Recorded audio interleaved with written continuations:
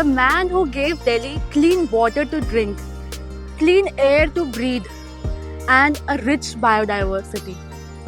The green doctor of Delhi, who has saved through his works lives of thousands of Delhites and given them a few more years of clean air to live by. Professor C R Babu.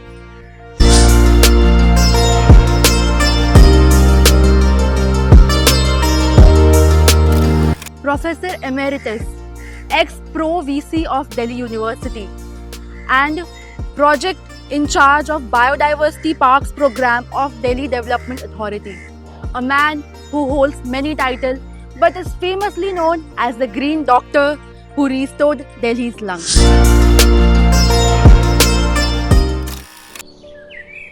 Sir, I have read that you have created 7 biodiversity parks in a span of around 20 years.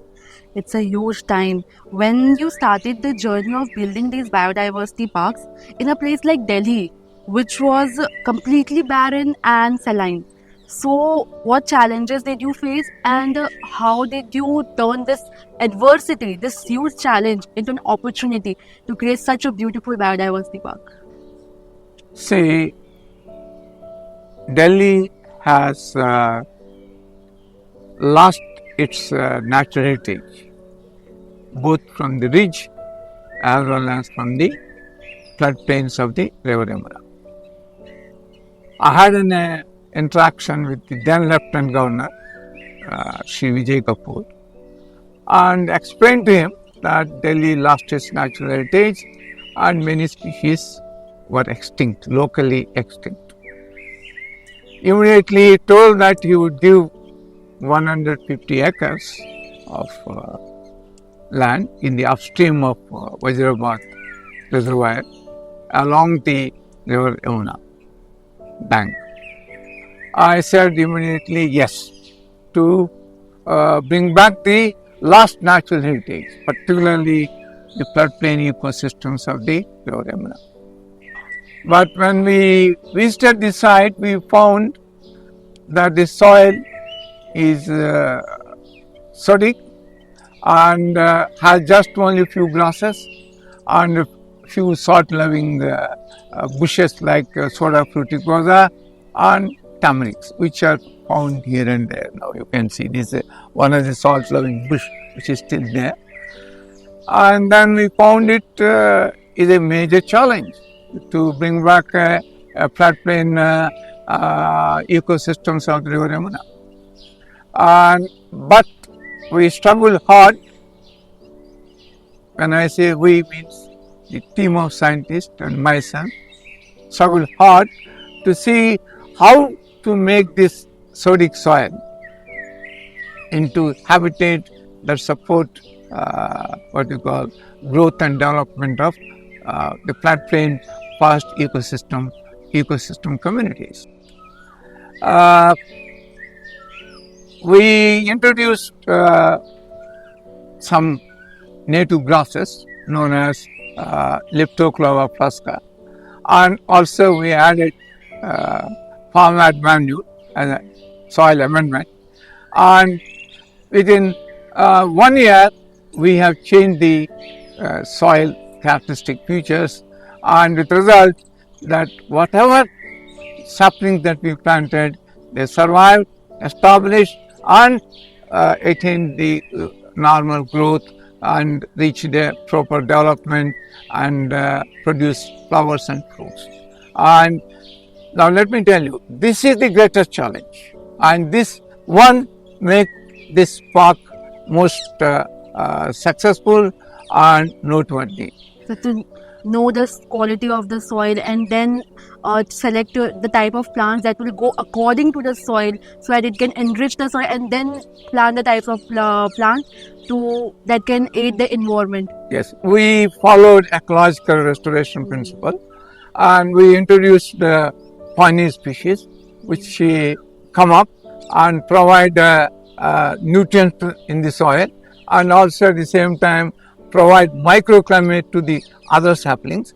And then we introduce late successional species, and finally we introduce the climax community. Today we have 35 forest communities with the top canopy reaching to height of about 40 to 45 feet.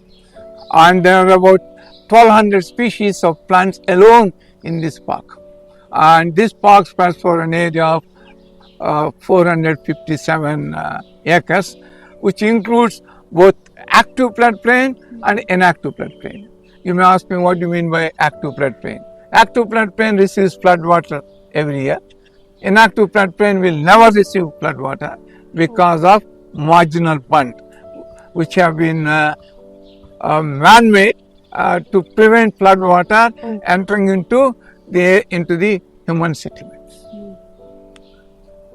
And I must tell you, now Yamuna Biodiversity Park has become a global model for environmental sustainability in the urban centers. I think the park itself shows how much love, dedication, effort you and your scientist team has put behind this, just so the people of Delhi can live a few more years. Yes, and you're right. And I also want to tell you, based upon the success story of the Yamuna Biodiversity Park, the NGT has ordered to establish biodiversity parks for all along the floodplains of the rivers of all the rivers in India, including Ganga, as a part of rejuvenation of rivers. And now every state government is planning to establish biodiversity parks on the pattern of Yamuna Biodiversity Park along the floodplains of major rivers. So can you tell me how many species of plants and animals have been saved by creating these biodiversity parks? Now let me tell you, total in Delhi we have about 7 biodiversity parks, which are fully supported by Delhi Development Authority. These 7 biodiversity parks spread over an area of 3,000 acres and harbor about 3,000 species of plants and animals, living in the form of 75 to 100 forest communities. And let me tell you, in terms of trees alone, we will have more than 1 million trees, which store huge amount of atmospheric carbon, both in the biomass as well as in the soil. So then why only biodiversity park? Why not any other park, sanctuary or any recreation parks? Why only biodiversity park was created? All right. This is a very important question. Let me tell you, the biodiversity parks have been developed using ecosystem approach, where you have to conserve populations, species, communities and ecosystems. Now, unless you have all these components of biodiversity, right, the ecosystem will not generate the ecological services. You may ask me, what are the ecological services? For example, purification of the air is an ecological service. Storage and sequestration of atmospheric carbon dioxide or carbon in the biomass and soil is an ecological service. And storage and recharging groundwater is another what you call ecosystem service. Now, reduction of heat load is an ecological service. And then prevention of heat island formation is another ecological service. Now, in addition to, these ecosystem services cannot be generated by recreational or public parks. Public parks are mostly composed of few isolated trees and much of the area is under lawns, manicured lawn gardens, and they will not able to provide these services. And then you have a city forest and you have a woodlands and you have an urban forest. They are mostly composed of only 4 to 5 species. As I already told you, Yamuna Biodiversity Park alone has about 1,200 species of plants, besides large number of animal species. And in fact, these biodiversity parks, we developed plant communities. Natural rewilding has taken place. The animals have come on their own, including We have leopards. seen all the peacocks, nilgai, all these crows which are never seen in Delhi. They're quite, the number of bird species has increased from 35 species to 270 species within 20 years period. So that means that what the normal people think, that to save the environment we can just plant trees, plant some saplings in our home, that can never actually contribute to the environment. Yes. So you have asked a question. In spite of these biodiversity parks and public and many other green spaces, still Delhi is not free from environmental deterioration, Yes. or does not have environmental quality that promotes a quality of life, a good quality of life. Okay. The reason is just 7 biodiversity parks over an age of 3,000 acres will not able to bring a what you call large scale amelioration of a large area. So we need more biodiversity parks. If we want to sustain the environmental quality of Delhi, we need at least another what you call 15 to 20 biodiversity parks. Now let me tell you, there is a proposal that we have 53-kilometer stretch of the river Yamuna in Delhi, 52-kilometer stretch from Palla to Jaipur. Okay, if we can develop a network of biodiversity parks along the floodplains of what you call Yamuna, right, of 52-kilometer stretch, you will find altogether a different scenario, right? And that would actually enhance the quality of environment, which in turn enhance the quality of life. And this is what the citizens group has what you call suggested to the government, and as well as to the Lieutenant Governor. And also last week I had given a presentation at India International Center where the top policymakers also suggested the best way to address the environmental issues of Delhi is to set up a network of biodiversity parks all along the 52-kilometer stretch of river Yamuna. Sir, I think if we do that, then the water of Yamuna, which is almost black now, full of foam, will cleanse over a period of time. But even after knowing these things, I am sure the government knows this. Even after knowing these things, why isn't the government working on it?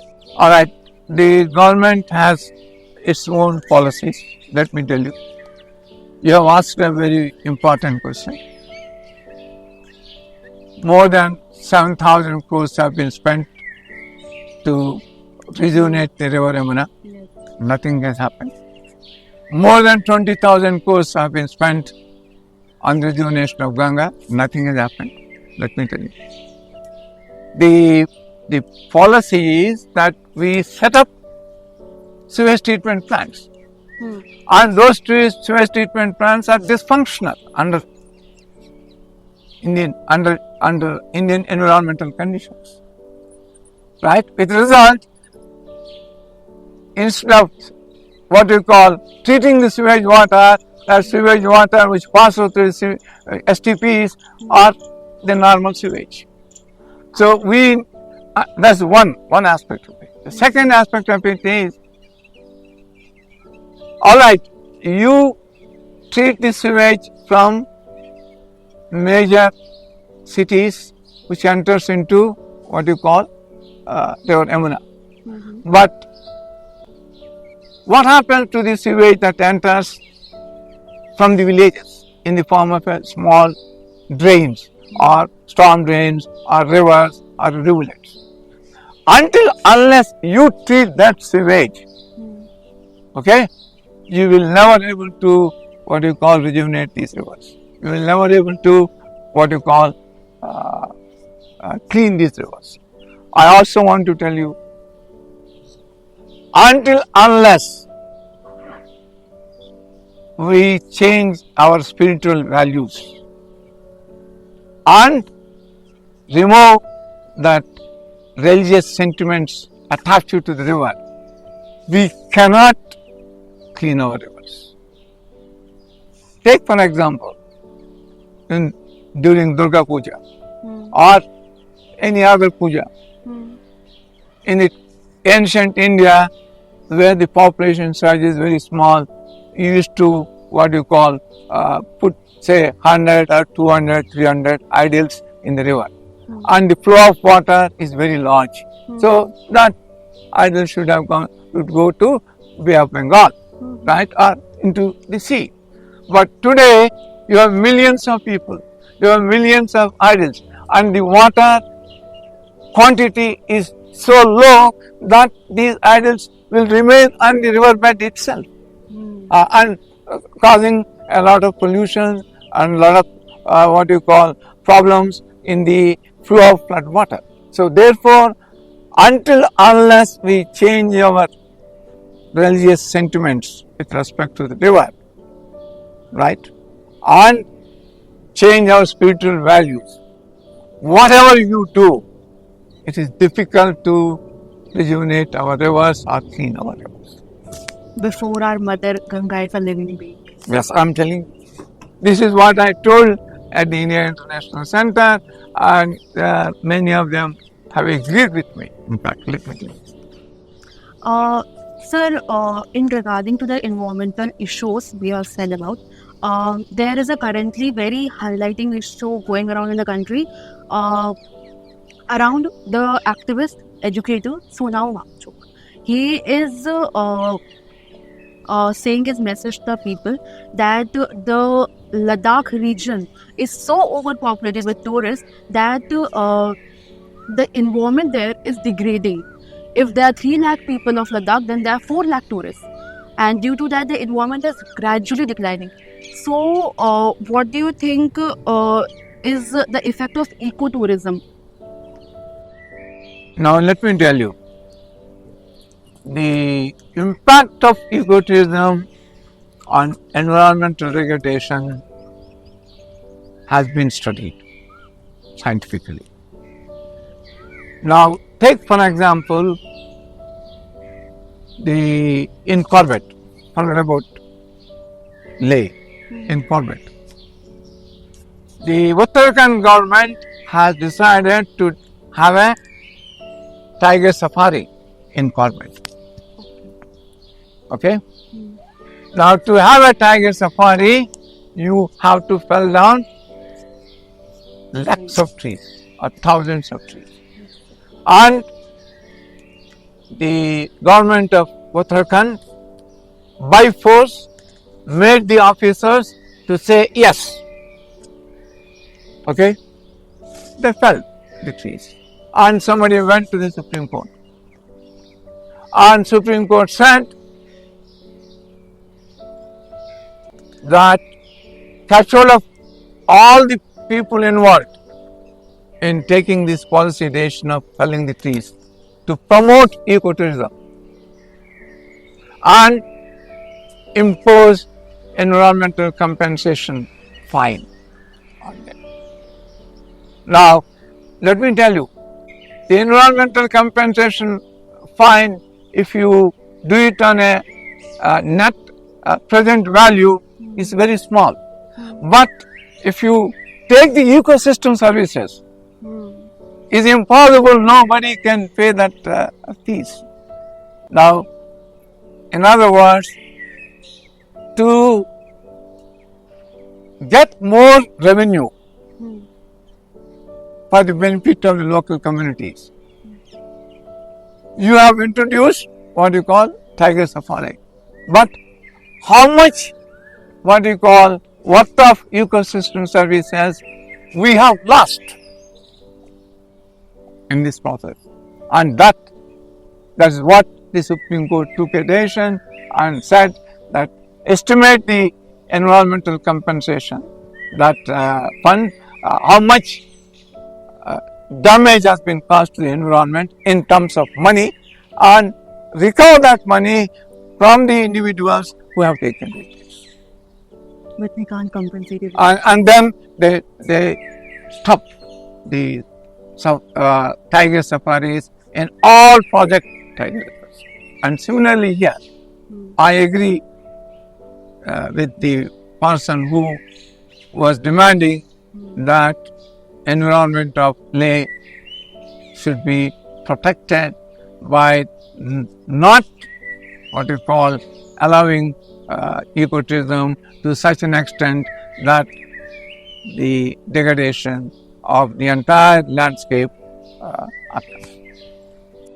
Sir, what are your thoughts that all these safaris and all these development that has been taken going on by the government, if they're affecting the environment, what is the use of this kind of development? It is a very complicated question. Now let me also tell you. I give one example. We have constructed highways, right? Express highways. And by making 2 lane into 4 lane, 4 lane into 8 lane, and then constructing a new lane. Now, in this process, millions of trees of 1,000-year-old have been felled. 1,000. Now, what would be the ecosystem services rendered by these trees every year in terms of dust trapping, that is air purification, in terms of assimilating other pollutants and storage of carbon every year, and then amount of water that recharges into the groundwater. If you take an amount of heat load that is reduced, you may ask me how plants will reduce the heat load. They produce a microclimate. You see here how cool it is. Yes, The temperature from there, from open area, and compare this area, there's a big difference. There's a big difference. you don't Now- need fans over here. Now, why we created express highways? To benefit a few businessmen who would like to move from Delhi to Meerut or Delhi to Dehradun to within what you call less time as compared to the normal highway. Now, what would you compare the benefits that you get out of this and the benefit that we lost as a result of this? This has not gone into the minds of the developers, and therefore our development is what you call destroying our environment, and we may reach a stage where the environment would result in large scale ecological catastrophes. For example, if there is a drought, if there is no water, already many countries and many cities in India are facing acute water scarcity. What happens? Bangalore. What happens? Your wells will dry up. Where you get water? What is it so? And your wetlands will dry up. And rivers dry up. What will happen? Many rivers have been dried up, let me tell you, because of the alteration in the landscape. Many rivers have been dried up and rivers are dead because the catchments are such that the water has been diverted somewhere else and the original channel is devoid of water. So this is what is happening. So therefore, I think we need to go slow on the development. And when we are planning development, we must take into account the ecological consequences of that development. And when you think that development is a must, you must ensure the necessary mitigation measures to prevent the damage. For example, the government of India has announced to develop a city, an airport, and an harbour at Great Nicobar Islands. Yes. Okay, at what cost? 75,000 crores. Why? Is a strategic island in terms of defense purpose. It may be useful to develop it. But let me tell you, the biodiversity of that island is not yet known to the science. No one has explored. It has a 5-storied forest. The top canopy reaches to height of about 250 feet high trees. Then you have a second story, the fourth story, and the second story, fourth and third, second, and lower story. Now, how do you? And also, let me tell you, it is in the seismic zone. If a tsunami occurs, the island may be submerged. The entire 75,000 crores wealth it will go. Presently, because of the protest from international organizations and international environmentalists, the program is stalled. But when it will be, when the next government may initiate this program. We need to understand it first. So therefore, we need to go slow on the developmental aspect of it. And developmental aspect, I must tell you, if you destroy this forest, you find all around our atmosphere full of viruses. And those viruses will enter into human beings and cause epidemics. Pandemic, Corona-19 is all. Let me tell you, presently our ecosystems are rapidly losing ecological integrity. What is ecological integrity? Interaction among these 4 environmental components: water, air, soil, and living organisms. Right? And this lack of the degradation, loss of ecological integrity result in the spread of these virus, zoonotic diseases to the humans. Sir, my last question to you will be that if there is any political change around us, we notice it very easily. If there is any social or economical change, it is noticed even more easily. But the degradation of environment around us, it is, even though it is noticed, it has been ignored. We are so casual, so careless about our environment that for a few hours of time and few bucks of money, we are actually losing years of our life. So what are your thoughts on this? See, let me tell you, our political leaders taken it granted that the environment is robust and natural resources are infinite, and we can, what you call, do anything what we think. With result, the Minister of Environment considers environment as a secondary, not a primary. Forget about the politicians and politics. But if you look at the fragileness of the environment, you look at Delhi. If you use some crackers, the next day morning you find smoke. It has lost its resilience. It has lost its, what you call, ability to absorb these pollutants. The atmosphere is so sensitive and so fragile that it has lost its ability to, absorb the pollutants. And that is not realized. And they say neighboring states are burning straw of rice, and that's the reason that we are getting it. But today in the morning, you see smoke or full of dust. From where that dust is coming? From construction activity.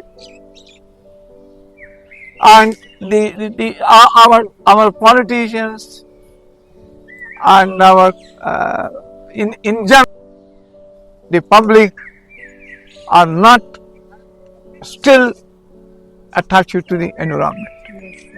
They treat it that is a common source and we can plunder it the way that we like it, as long as you get the monetary benefits, as long as your life is safe and your lifestyle will remain same.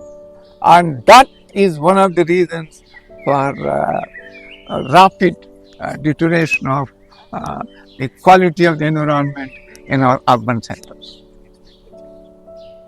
So can you give us some suggestions on how to conserve the environment for the government and for us as people also? So let me tell you, if we want to protect the environment, the movement should come from the students like you.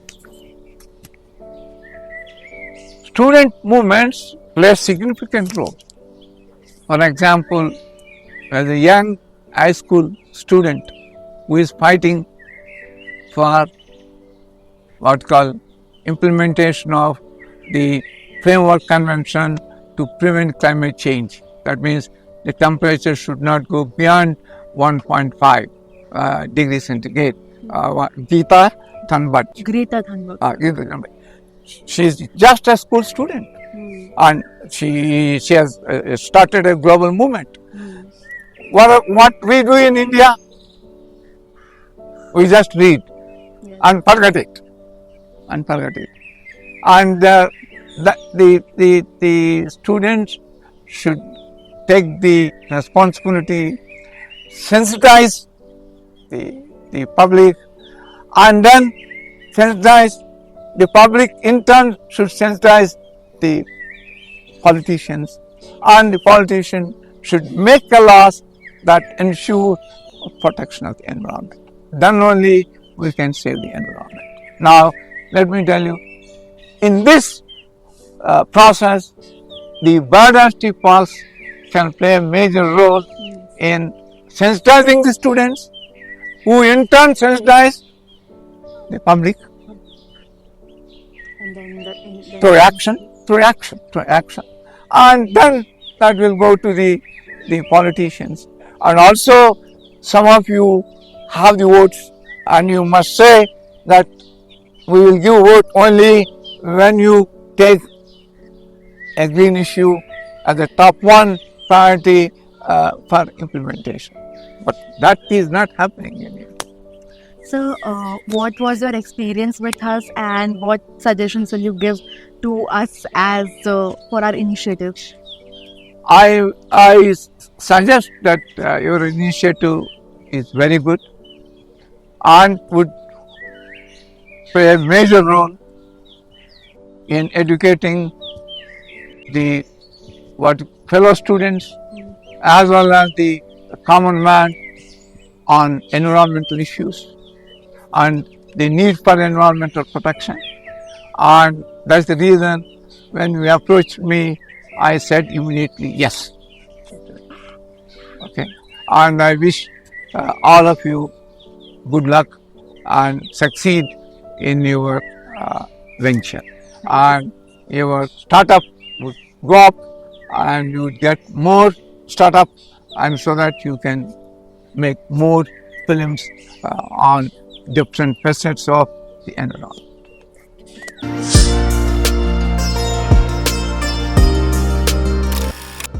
For shortening 1 hour of time, we have made expressway and cut down thousands of plants. For making buildings, we have chopped down mountains. But have you ever asked this question to yourself? That shortening 1 hour of that time is actually shortening years of your age. These things cut down so easily and they take seconds of time to chop it, but take thousands of years to grow and another thousands of years to form an ecosystem so that they can give their services for your life. Ask yourself, will you be alive to enjoy this development? There is no air made by man. There is no water made by man. There is no second earth available. Now you have to make a choice. Shortening 1 hour of your time or shortening years of your age.